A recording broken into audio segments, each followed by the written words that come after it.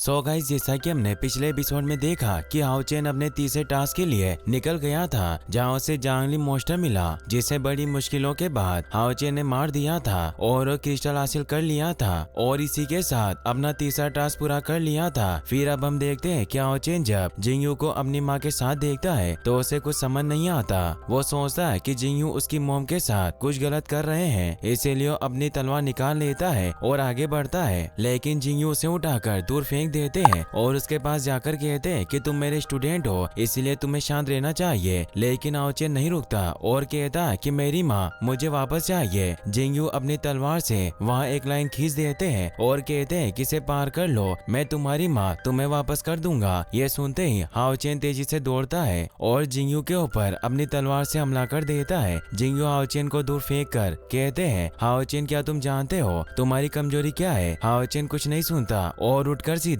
Cross killer slash इस्तेमाल करता है, लेकिन जिंगयू को इससे कुछ फर्क नहीं पड़ता। जिंगयू कहते हैं कि गुस्सा तुम्हें ताकतवर नहीं बनाता। हाओ चेन कुछ नहीं सुनता, उसे तो बस वो लाइन पार करनी थी और अपनी माँ से मिलना था। जिंगयू कहते हैं कि गुस्सा तुम्हारी जान ले सकता है। हाओ चेन चिल्लाते हुए उठता है और वापस जिंगयू पर हमला करता है। वो अपनी दोनों तलवार फेंक कर जिंगयू की तलवार की तरफ कूद जाता है, जिसे देखकर जिंगयू भी थोड़े हैरान होते हैं। वो तलवार हटाकर उसे हाथ से पकड़ते हैं, लेकिन हाओ चेन उनके हाथ पर काट लेता है। जिंगयू उसे दूर फेंक देते हैं। हाओ चेन दोबारा उठता है, लेकिन जिंगयू उसके ऊपर अपनी तलवार रख देते हैं। जिंगयू हाओ चेन से कहते हैं कि तुम्हें अपनी जान की परवाह नहीं है, फिर तुम अपनी माँ को कैसे बचाओगे? हाओ चेन अभी कुछ नहीं सुनना चाहता था। वो खड़ा होता है, तभी वहाँ का माहौल बहुत खराब हो जाता है, जैसे हाओ चेन कोई फॉर्मेशन बना रहा हो। वो कहता है कि मैं अपनी माँ को बचाऊंगा। तभी वहाँ तेज हवाएं चलना शुरू हो जाती है, जिसे देखकर जिंगयू बहुत हैरान होकर हाओ चेन को देखते हैं और कहते हैं कि सील ऑफ लाइट टूट रही है। हम देखते हैं कि हाओ चेन की आंखें चमकने लगती है। वहीं जिंगयू परेशान होते हुए कहते हैं कि अगर पावर ऑफ लाइट टूट गई तो हाओ चेन अपने होश खो देगा।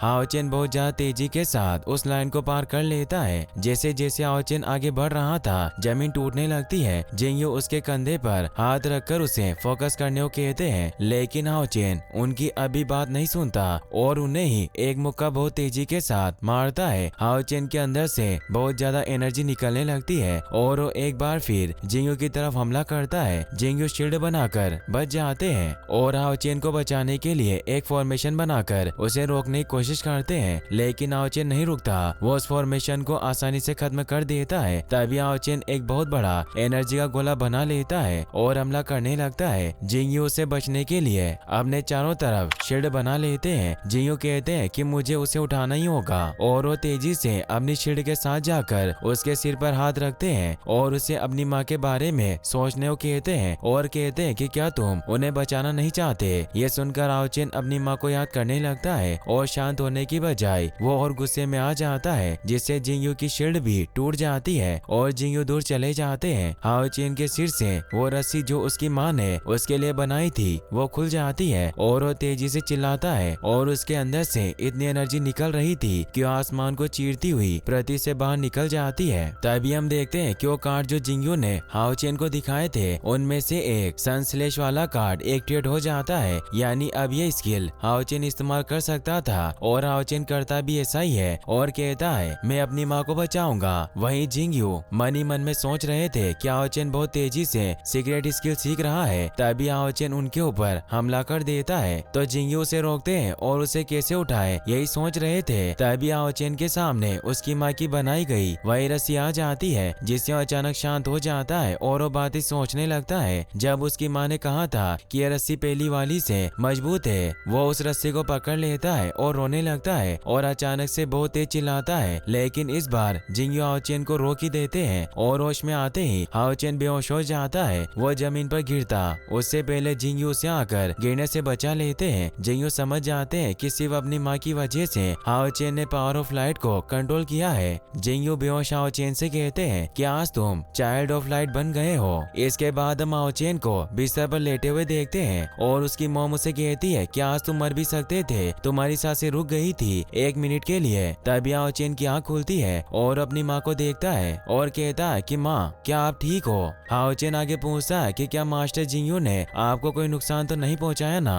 हाओ चेन की माँ कहती है कि जिंगयू ने उन्हें कुछ नहीं किया। उसकी माँ उसे बताती है कि जब तुम वापस आ रहे थे जब वो मुझे ठीक ही कर रहे थे, फिर हमें बताया जाता है कि उस समय आखिर क्या हुआ था। जिंगयू और हाओचेन की माँ दोनों साथ बैठे थे और जिंगयू उनसे पूछ रहे थे कि आखिर वो उनसे क्यों छिप रही थी इतने सालों तक, और तुम्हारी बीमारी भी बढ़ गई है, क्या ये सब उस डेविल की वजह से हुआ है। ये बात बोलते ही हाओचेन की माँ वहाँ से बाहर जाने लगी और बाहर जाते ही उनकी खांसी और बढ़ गई और तभी सामने से हाओचेन भी आ गया था। इसके बाद हाओचेन की माँ उसे बता देती है कि मास्टर जिंगयू और कोई नहीं बल्कि उसके पिता है। जैसे ये बात हाओचेन को पता चलती है, वो अचानक से उठता है और तभी जिंगयू भी ये सुनकर मुड़ते हैं। तभी वहाँ की दीवार टूट जाती है और हाओचेन की माँ अपने सिर पर हाथ रख लेती है। हाओचेन की माँ उसे बताती है कि 10 साल पहले इंसानों और मॉन्स्टर्स के बीच एक बहुत बड़ी जंग हुई थी। उस समय जब तुम्हारे पिता बहुत ज्यादा जख्मी हो गए थे, तभी मुझे डेविल ने किडनैप कर लिया था। वो दिन मुसीबतों से भरा था, मुझे नहीं पता था कि मैं तुम्हारे पिता से क्या कहूँ और मैं उनसे दूर हो गई और यहाँ आ गई। यहाँ आने के बाद मुझे पता चला कि मैं प्रेग्नेंट हूँ। वहीं दूसरी तरफ जिंगयू हाओचेन को बताते हैं कि ये 10 साल मेरे लिए बहुत बुरे थे। मैंने तुम्हारी माँ को हर जगह ढूंढा और मुझे नहीं पता था कि मेरा बेटा भी है। तुम्हारी माँ तुम्हें सब बताने वाली थी। जिंगयू कहते हैं कि मुझे तुम्हें ये सब बताना सही नहीं लगा,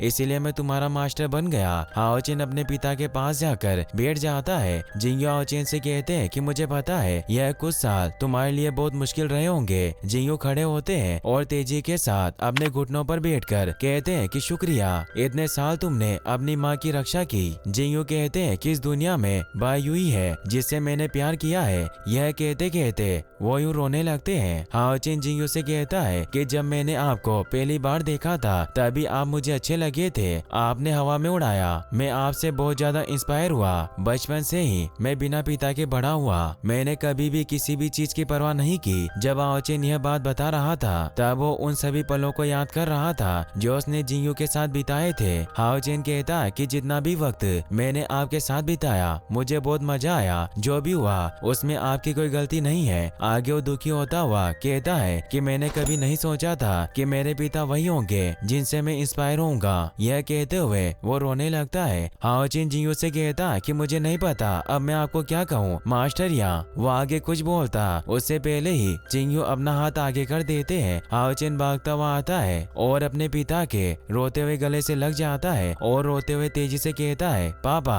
इसके बाद हम एक जगह बहुत सारी आग लगी हुई देखते हैं और देखते हैं कि वहाँ कुछ डीमंस इंसानों को बेरहमी से मार रहे थे। तभी एक बड़ा सा डीमन एक फॉर्मेशन बनाता है और ये एपिसोड यहीं पर खत्म हो जाता है। गाइस, अगर आप इसका नेक्स्ट पार्ट भी जल्दी देखना चाहते हैं तो इस वीडियो को लाइक करने के साथ साथ चैनल को सब्सक्राइब भी जरूर कर लें। Thanks for watching.